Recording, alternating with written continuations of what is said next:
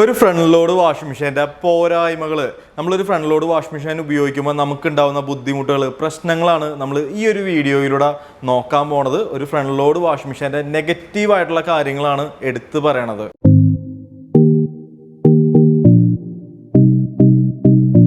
ഒരു front load washing മെഷീനാണ് complaint ആയിട്ടുണ്ടെങ്കിൽ ഏറ്റവും കൂടുതൽ കോസ്റ്റ് വരുന്നത് എന്ന് വെച്ചിട്ടുണ്ടെങ്കിൽ 3 ടൈപ്പ് വാഷിംഗ് മെഷീനിൽ ഏറ്റവും കൂടുതൽ കാശ് വരുന്നത് പ്രൈസ് വരുന്നത് ഫ്രണ്ട് ലോഡ് വാഷിംഗ് മെഷീനാണ്. നമുക്ക് അതുകൊണ്ട് തന്നെ ഈ ഒരു മെഷീൻ്റെ പാർട്സിനും അത്രയും തന്നെ പൈസ ഉണ്ടാകും. അതുകൊണ്ടാണ് പറഞ്ഞത് നമുക്ക് മെയിൻറ്റെയിൻ കോസ്റ്റ് ഏറ്റവും കൂടുതൽ വരുന്നത് ഫ്രണ്ട് ലോഡ് വാഷിംഗ് മെഷീനാണ്. 3 ടൈപ്പ് വാഷിംഗ് മെഷീനിൽ ഏറ്റവും കൂടുതൽ കറണ്ട് എടുക്കുന്നത് ഈ ഒരു മോഡലിനാണ്, ഈ ഒരു ഫ്രണ്ട് ലോഡ് വാഷിംഗ് മെഷീനാണ്.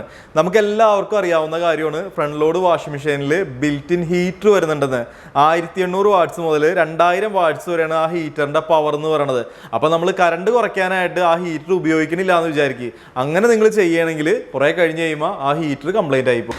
എല്ലാ ഫ്രണ്ട് ലോഡ് വാഷിംഗ് മെഷീൻ്റെയും പ്ലഗ് വരുന്നത്, അതിൻ്റെ കുത്തണ പ്ലഗ് വരുന്നത് പവർ പ്ലഗ് ആയിരിക്കും. കാരണം എന്താണെന്ന് വെച്ചിട്ടുണ്ടെങ്കിൽ ബിൽറ്റ് ഇൻ ഹീറ്റർ വരുന്നതാണ്, ഏറ്റവും കൂടുതൽ കറണ്ട് എടുക്കുന്നതാണ്. അപ്പോൾ അതുകൊണ്ട് തന്നെ പവർ പ്ലഗ് ആയിരിക്കും. നിങ്ങൾ എവിടെയാണോ വെക്കാൻ ഉദ്ദേശിക്കുന്നിടത്ത് അവിടെ പവർ പ്ലഗ് വേണം, അല്ലെങ്കിൽ സെറ്റ് ചെയ്യാൻ സാധിക്കില്ല. ഏതൊരു ഫ്രണ്ട് ലോഡ് വാഷിംഗ് മെഷീൻ്റെയും ബോഡി വരുന്നത് മെറ്റൽ ബോഡി ആയിരിക്കും. അതുകൊണ്ട് തന്നെ ഈർപ്പം അടിക്കുന്ന സ്ഥലങ്ങളിലൊന്നും നിങ്ങളുടെ വാഷിംഗ് മെഷീൻ നിങ്ങൾ വെക്കാൻ പാടില്ല. അങ്ങനെ വെച്ചിട്ടുണ്ടെങ്കിൽ അത് തുരുമ്പ് പിടിക്കും. അതുപോലെ തന്നെ ഈ ഒരു പാനലൊക്കെ കംപ്ലൈൻ്റ് ആവാനുള്ള ചാൻസ് ഉണ്ട്. ഡയറക്റ്റ് വെയിലടിക്കുന്ന സ്ഥലങ്ങളിലും നിങ്ങളുടെ വാഷിംഗ് മെഷീൻ നിങ്ങൾ വെക്കരുത്. ഏറ്റവും വെയിറ്റ് വരുന്നത്, ഭാരം വരുന്നത് ഫ്രണ്ട് ലോഡ് വാഷിംഗ് മെഷീൻ ആയിരിക്കും. 3 ടൈപ്പ് വാഷിംഗ് മെഷീനിൽ ഏറ്റവും കൂടുതൽ ഭാരം വരുന്നത് 70 കിലോ ഒക്കെ ഈ ഒരു ഫ്രണ്ട് ലോഡ് വാഷിംഗ് മെഷീന് വെയിറ്റ് വരുന്നുണ്ട്. അപ്പോൾ പറഞ്ഞു വന്നത്, എപ്പോഴും ഈ വീട് ഷിഫ്റ്റ് ചെയ്യുന്നവർക്കൊക്കെ ഈ ഒരു ഫ്രണ്ട് ലോഡ് വാഷിംഗ് മെഷീനും കൊണ്ട് നടക്കാമെന്ന് പറയുന്നത് അത്ര എളുപ്പമുള്ള കാര്യമല്ല, ബുദ്ധിമുട്ടായിരിക്കും. ഒരു ഫ്രണ്ട് ലോഡ് വാഷിംഗ് മെഷീനിൽ ഡ്രസ്സ് ഇടാനും ഡ്രസ്സ് എടുക്കാനും നമ്മൾ ഈ രീതിയിൽ കുനിഞ്ഞു നിന്നിട്ട് വേണം ഡ്രസ്സ് ഇടാനും ഡ്രസ്സ് എടുക്കാനായിട്ട്. പറഞ്ഞു വന്നത് എന്താണെന്ന് വെച്ചിട്ടുണ്ടെങ്കിൽ പ്രായമായവർക്കൊക്കെ അത് യൂസ് ചെയ്യാനായിട്ട് കുറച്ചും കൂടി ബുദ്ധിമുട്ടായിരിക്കും. ഫ്രണ്ട് ലോഡ് വാഷിംഗ് മെഷീൻ ഉപയോഗിക്കുമ്പോൾ ഏതെങ്കിലും ഒരു സോപ്പ് പൊടി വാങ്ങി ഇതിൽ ഉപയോഗിച്ചാൽ പോരാ, ഇതിലിട്ടാൽ പോരാ. ഫ്രണ്ട് ലോഡിൻ്റെ തന്നെ മാറ്റിക് പൗഡർ വാങ്ങാൻ കിട്ടും. അത് തന്നെ വേണം നിങ്ങൾ ഇതിൽ ഉപയോഗിക്കാനായിട്ട്, അല്ലെങ്കിൽ ലിക്വിഡ് വാങ്ങി യൂസ് ചെയ്യണം. ഇത് രണ്ടാണെന്നുണ്ടെങ്കിലും, മാറ്റിക് പൗഡർ ആണെങ്കിലും ലിക്വിഡ് ആണെന്നുണ്ടെങ്കിലും സാധാ സോപ്പ് പൊടിയേക്കാളും പൈസ കൂടുതലാണ്. അത്രയും പൈസ കൊടുത്ത് നിങ്ങൾ ആ ഒരു സോപ്പ് പൊടി തന്നെ അല്ലെങ്കിൽ ആ ഒരു ലിക്വിഡ് തന്നെ വേണം ഈ ഒരു വാഷിംഗ് മെഷീനിൽ, ഫ്രണ്ട് ലോഡ് വാഷിംഗ് മെഷീനിൽ യൂസ് ചെയ്യാനായിട്ട്.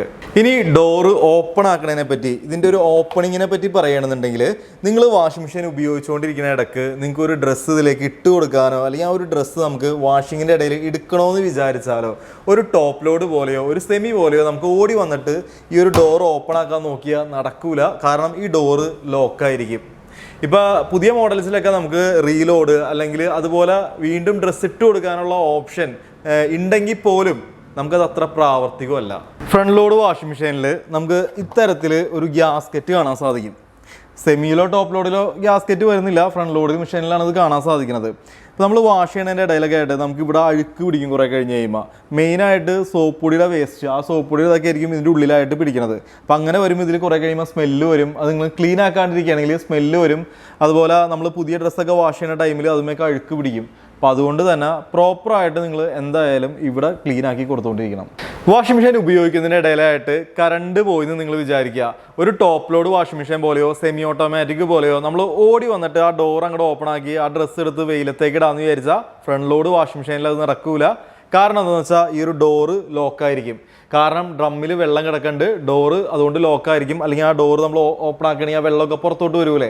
അപ്പോൾ ആ ഒരു ഡ്രമ്മിലെ വെള്ളം കളഞ്ഞാൽ മാത്രമേ നമുക്ക് ഈ ഒരു ഡോറ് ഓപ്പൺ ആക്കാനായിട്ട് സാധിക്കുകയുള്ളൂ. ആ വെള്ളം കളയാനായിട്ട് ഇതിൻ്റെ താഴെയായിട്ട് ഇവിടെ നമ്മൾ ഓപ്പൺ ആക്കി കൊടുക്കുക. അതിൻ്റെ ഉള്ളിലായിട്ട് ഈ ഒരു ചെറിയ ഓസ് വരുന്നുണ്ട്, അതെടുക്കുക. എന്നിട്ട് ഒരു പാത്രം എടുത്തിട്ട് ഈ ഒരു ഓസ് തുറന്നു കൊടുക്കുകയാണെങ്കിൽ ഈ ഡ്രമ്മിലെ വെള്ളമൊക്കെ ആ പാത്രത്തിലേക്ക് പോകും. അപ്പോൾ ഈ വെള്ളം മൊത്തം കൊണ്ടുപോയി പുറത്തോട്ട് കളയുക. അതിനുശേഷം ഇത് ക്ലോസ് ചെയ്ത് കൊടുക്കുക. ആ വെച്ച കൂട്ട് തന്നെ അത് വെച്ച് കൊടുക്കുക, ഇത് അടച്ചു കൊടുക്കുക. അതിനുശേഷം നമുക്ക് ഈ ഡോറ് ഓപ്പൺ ആക്കുക. ഇതിലെ ഡ്രസ്സ് എടുത്തിട്ട് അത് വെള്ളമൊക്കെ ഒന്ന് പിഴിഞ്ഞ് കളഞ്ഞിട്ട് നേരെ വെയിലത്തേക്ക് കൊണ്ടുപോയിടാം. ഇതല്ലാണ്ട് വേറൊരു വഴിയില്ല. ഒരു ടോപ്പ് ലോഡ് വാഷിംഗ് മെഷീനിലും സെമി വാഷിംഗ് മെഷീനിലൊക്കെ നിങ്ങൾ ഇത്തിരി കൂടുതൽ സോപ്പ് പൊടി ഇട്ടെന്നൊക്കെ വിചാരിച്ച് വലിയ കുഴപ്പമൊന്നുമില്ല. എന്നാൽ ഫ്രണ്ട് ലോഡ് വാഷിംഗ് മെഷീനിൽ നിങ്ങൾ കൂടുതൽ സോപ്പ് പൊടി ഇടുകയാണെന്നുണ്ടെങ്കിൽ അതിൻ്റെ ഡ്രമ്മ് കംപ്ലൈൻ്റ് ആയി പോകാനും ഇതിൻ്റെ ഈ ബോഡി തുരുമ്പ് പിടിക്കാനും അത് കാരണമാകും. അപ്പോൾ ആ ഒരു കാര്യം നിങ്ങൾ ശ്രദ്ധിക്കുക. ടോപ്പ് ലോഡ് വാഷിംഗ് മെഷീനിലും സെമി ഓട്ടോമാറ്റിക്കിലും ലിൻഡ് ഫിൽറ്റർ നിങ്ങൾ കണ്ടിട്ടുണ്ടാവും. ഈ ഒരു സെയിം ലിൻഡ് ഫിൽറ്റർ തന്നെ നമ്മുടെ ഫ്രണ്ട് ലോഡ് വാഷിംഗ് മെഷീനിൽ വരുന്നുണ്ട്. പക്ഷെ ആ ഡ്രമ്മിൻ്റെ ഉള്ളിലല്ല എന്ന് മാത്രം. പകരം ഈ ഒരു താഴത്തായിട്ട് നമുക്ക് ഇവിടെ ഒരു ലിൻഡ് ഫിൽറ്റർ കാണാൻ സാധിക്കും. ഇതാണ് ലിൻഡ് ഫിൽറ്റർ എന്ന് പറയുന്നത് ഫ്രണ്ട് ലോഡിൻ്റെ. നമുക്ക് ചെറിയ വേസ്റ്റുകൾ, അതുപോലെ തന്നെ കോയിൻ പിന്നുകൾ, അതൊക്കെ ബട്ടൺസ്, ഇതൊക്കെയാണ് ഈ ഒരു ലിൻഡ് ഫിൽറ്ററിൽ കളക്ട് ആവുന്നത്.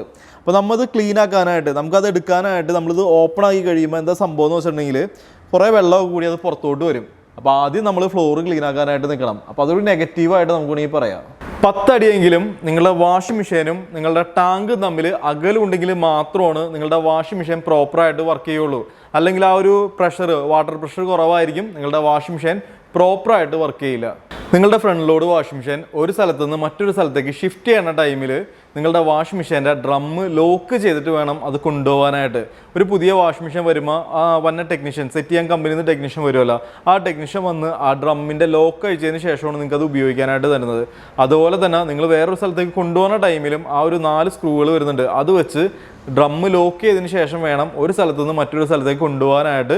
നമ്മൾ ആരും ഒന്നും ചെയ്യാറില്ല, ഒന്നും മൈൻഡ് ചെയ്യാറില്ല എന്ന് മാത്രം. ശരിക്കും ഈ രീതിയിലാണ് അത് ഷിഫ്റ്റ് ചെയ്യേണ്ടത്, അല്ലെങ്കിൽ വണ്ടിയിലൊക്കെ വേറെ സ്ഥലത്തേക്ക് കൊണ്ടുപോകേണ്ടത്. വാഷിംഗ് കഴിഞ്ഞിട്ട് നമ്മൾ ഇതിൽ നിന്ന് ഡ്രസ്സ് എടുക്കുമ്പോൾ, ഡ്രമ്മിൽ നിന്ന് ഡ്രസ്സ് എടുക്കണ സമയത്ത് നമ്മൾ ഒറ്റയടിക്ക് ഇങ്ങോട്ട് വലിച്ചൊന്നും ഡ്രസ്സ് എടുക്കാൻ പാടില്ല. അങ്ങനെ പറയണതിൻ്റെ കാരണം എന്താണെന്ന് വെച്ചിട്ടുണ്ടെങ്കിൽ നമ്മുടെ ജീൻസിൻ്റെയൊക്കെ സിബൊക്കെ ഇവിടെ കൊണ്ടിട്ടുണ്ടെങ്കിൽ ഇവിടെ കീറിപ്പോവും, റബ്ബറിൻ്റെ തള്ള വന്നത്. അപ്പോൾ ഇത് കീറിപ്പോകാനുള്ള ചാൻസ് ഉണ്ട്.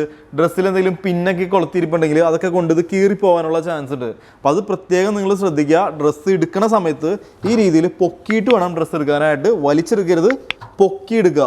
ഇത് കംപ്ലൈൻ്റ് ആയിട്ടുണ്ടെങ്കിൽ പിന്നെ ഒത്തിരി പണിയാണ് ഈ സാധനമൊക്കെ മാറ്റി വെക്കുക എന്നുള്ളത്. അപ്പോൾ ആ ഒരു കാര്യം നിങ്ങൾ ശ്രദ്ധിക്കുക. പിന്നെ ടോപ്പ് ലോഡിലാണെങ്കിലും അല്ലെങ്കിൽ സെമിയിലാണെങ്കിലും ഈ പ്രശ്നമൊന്നുമില്ല, നിങ്ങൾക്ക് എങ്ങനെ വേണമെങ്കിലും വലിച്ചു വാരി എടുക്കുക. പക്ഷേ ഫ്രണ്ട് ലോഡ് വാഷിംഗ് മെഷീനിൽ നിങ്ങൾ ഡ്രസ്സ് എടുക്കുന്ന സമയത്തും ഡ്രസ്സ് ഇടുന്ന സമയത്തും സൂക്ഷിച്ച് വേണം നിങ്ങളത് യൂസ് ചെയ്യാനായിട്ട്.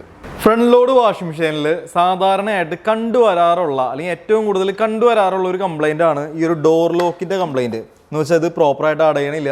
അപ്പോൾ അത് പ്രോപ്പറായിട്ട് അടയണില്ലെങ്കിൽ വാഷിംഗ് മെഷീൻ വർക്ക് ചെയ്യില്ല.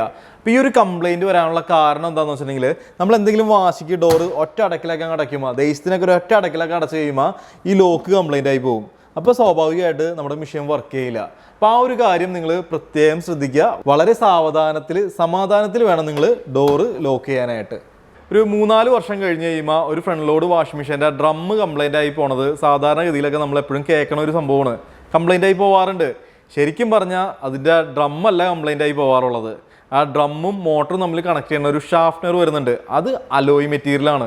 ഏത് ഫ്രണ്ട് ലോഡ് വാഷിംഗ് മെഷീൻ വേണമെങ്കിൽ നിങ്ങൾ എടുത്ത് നോക്കിയോ, അതിൻ്റെയൊക്കെ ആ ഒരു ഷാഫ്റ്റ് വരുന്നത് അലോയ് ആയിരിക്കും. നെഗറ്റീവാണത്, നിങ്ങളുടെ വാഷിംഗ് മെഷീനിൽ നെഗറ്റീവാണത്. അപ്പോൾ അത് അലോയ് ആയതുകൊണ്ട് തന്നെ സോപ്പിൻ്റെ ആ കാരമൊക്കെ വന്ന് അടിഞ്ഞു കഴിയുമ്പോൾ അത് ദ്രവിച്ച് അത് കംപ്ലൈൻ്റ് ആയി പോകും. നിങ്ങൾ അങ്ങനെ ഒരു ഡ്രമ്മ് കംപ്ലൈൻ്റ് ആയി പോവുകയാണെന്നുണ്ടെങ്കിൽ നിങ്ങൾ അടുത്തുള്ള നല്ലൊരു ടെക്നീഷ്യൻ വിളിച്ച് അത് കാണിക്കുക. എന്നിട്ട് ആ ഷാഫ്റ്റ് മാത്രമായിട്ട് ചേഞ്ച് ചെയ്യാൻ പറ്റുമെന്ന് ചോദിച്ചു നോക്കുക. അങ്ങനെ ചേഞ്ച് ചെയ്ത് തരുമെന്നുണ്ടെങ്കിൽ നിങ്ങൾ അടുത്ത പ്രാവശ്യം അത് സെറ്റ് ചെയ്യുമ്പോൾ അത് സ്റ്റീലിൻ്റെ നമുക്ക് ഷാഫ്റ്റ് കിട്ടും. അത് തന്നെ നിങ്ങൾ അതിൽ വാങ്ങിച്ച് കണക്ട് ചെയ്യുക. ആ സമയത്ത് ഡയറക്റ്റ് സർവീസ് സെൻ്ററായിട്ട് കണക്ട് ചെയ്യുകയാണെന്നുണ്ടെങ്കിൽ അവർ വന്നിട്ട് ഡ്രമ്മ് മൊത്തമായിട്ട് മാറി വെക്കാനേ പറയുള്ളൂ, അത് സെപ്പറേറ്റ് മാറാൻ പറയൂല. ഇനി നിങ്ങൾ അടുത്തുള്ള ടെക്നീഷ്യൻ വന്നിട്ട് പറയുകയാണ് ഡ്രമ്മ് മൊത്തമായിട്ട് തന്നെ ചേഞ്ച് ചെയ്യണമെന്ന് പറയുകയാണെന്നുണ്ടെങ്കിൽ ഡ്രമ്മ് മൊത്തമായിട്ട് ചേഞ്ച് ചെയ്യുക. പക്ഷേ ആ ഷാഫ്റ്റിൻ്റെ ഭാഗത്ത് അത് നിങ്ങൾ സ്റ്റീൽ കണക്ട് ചെയ്യാൻ നോക്കുക, സ്റ്റീലിൻ്റെ ഷാഫ്റ്റ് സെറ്റ് ചെയ്യാൻ നോക്കുക. ആ സമയത്ത് സ്റ്റീലാണെങ്കിൽ ഒരു കുഴപ്പമില്ലാണ്ട് നിങ്ങൾക്ക് ഒത്തിരി നാൾ നിങ്ങൾ യൂസ് ചെയ്യാനായിട്ട് സാധിക്കും. ഈ കാര്യം നിങ്ങളൊന്ന് ശ്രദ്ധിച്ചേക്കാട്ടോ. ഒരു സെമി ഓട്ടോമാറ്റിക് വാഷിംഗ് മെഷീൻ പോലെയോ അല്ലെങ്കിൽ ഒരു ടോപ്പ് ലോഡ് വാഷിംഗ് മെഷീൻ പോലെയോ നമുക്കൊരു ബഡ്ജറ്റ് ഫ്രണ്ട്ലി ആയിട്ടുള്ള ഒരു വാഷിംഗ് മെഷീൻ അല്ല, അല്ലെങ്കിൽ ഒരു പ്രൊഡക്റ്റ് അല്ല ഒരു ഫ്രണ്ട് ലോഡ് വാഷിംഗ് മെഷീൻ എന്ന് പറയുന്നത്. കുറച്ചുകൂടി കോസ്റ്റ്ലിയാണ് വരുന്നത്. നമ്മൾ ഏതെങ്കിലും ഒരു കുറഞ്ഞ കമ്പനിയുടെ അല്ലെങ്കിൽ കേൾക്കാത്ത കമ്പനിയുടെ ഒക്കെ ഫ്രണ്ട് ലോഡ് വാഷിംഗ് മെഷീൻ പോയി വാങ്ങിയിട്ടുണ്ടെങ്കിൽ നിങ്ങൾ എത്ര സൂക്ഷിച്ചാലും അത് എത്ര ക്ലീൻ ആക്കിയാലും അത് കംപ്ലൈൻറ്റ് ഒഴിഞ്ഞിട്ട് നേരം ഉണ്ടാവില്ല. അപ്പോൾ നിങ്ങൾ പ്രത്യേകം ശ്രദ്ധിക്കുക. നമുക്ക് ഇത്തിരി വില കൂടിയ ഒരു ഫ്രണ്ട് ലോഡ് വാഷിംഗ് മെഷീൻ നല്ല കമ്പനിയുടെ എടുത്താൽ മാത്രമാണ് നമുക്ക് നല്ല രീതിയിൽ നമുക്കത് യൂസ് ചെയ്യാനായിട്ട് കൊണ്ട് നടക്കാനായിട്ട് സാധിക്കുകയുള്ളൂ. ഞാൻ ഈ പറഞ്ഞ കാര്യങ്ങളൊക്കെ കേട്ട് നിങ്ങൾ ഫ്രണ്ട് ലോഡ് വാഷിംഗ് മെഷീൻ വാങ്ങാതെ ഒന്നും ഇരിക്കേണ്ടട്ടാ. ഞാൻ കുറച്ച് നെഗറ്റീവായിട്ടുള്ള കാര്യങ്ങൾ നിങ്ങൾക്ക് മനസ്സിലാക്കാൻ വേണ്ടി നല്ല രീതിയിൽ അത് പറഞ്ഞു നിന്ന് മാത്രം. ഏറ്റവും നല്ല വാഷിംഗ് ക്വാളിറ്റി കിട്ടുന്നത് 3 ടൈപ്പ് വാഷിംഗ് മെഷീനിൽ ഏറ്റവും നല്ല വാഷിംഗ് ക്വാളിറ്റി കിട്ടുന്നത് ഈ ഒരു ഫ്രണ്ട് ലോഡ് വാഷിംഗ് മെഷീനാണ്. അപ്പോൾ ആ ഒരു വാഷിംഗ് ക്വാളിറ്റിയൊക്കെ നിങ്ങൾക്ക് കിട്ടണമെന്നുണ്ടെങ്കിൽ നിങ്ങൾ കുറച്ച് കാര്യങ്ങളൊക്കെ സഹിക്കേണ്ടി വരും. അത്രേ ഉള്ളൂ അതിൻ്റെ കാരണം.